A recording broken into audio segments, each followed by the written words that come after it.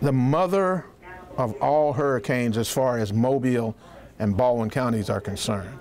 When it came through in 1979, it devastated the place. Thank God we didn't have a lot of loss of life, but we had a lot of loss of property. Very next day, after Frederic, I was down in Gulf Shores. I had managed to hitch a ride on a military vehicle down the Gulf Shores. And wow, you're talking about torn up. Now I'm interviewing people and they're saying, we're going to rebuild, we're going to rebuild. We've lost 4 businesses here and we most certainly will build back. And it was truly devastating. And that was like that all along the coast. We had to become very resourceful during in the aftermath of Hurricane Frederic, because the water system was contaminated for a few days. The electricity was out.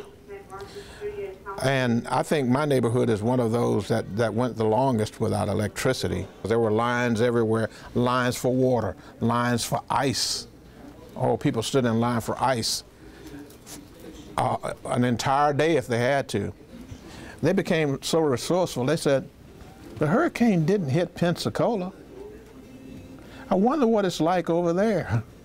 So my wife and her mother and a couple of others, they started making the trip over to Pensacola to get items that were needed, and there were no lines. We had enough advance warning, in my opinion, for you to start making preparations for the storm. So one of the things I did was I filled up many milk carton, the plastic milk jugs, with water, with fresh water. I had a feeling that the water was going to become contaminated and we were going to need it. So I had stacks of the water. The general manager of WKRG, who is, as far as the echelon of life, is up here and I'm down here, and he had to come to me to borrow water.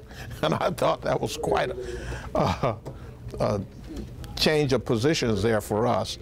Now, one thing Hurricane Frederic proved, you don't have to be a Category 5 to cause catastrophic damage, because it did. It felt like a hurricane Category 5.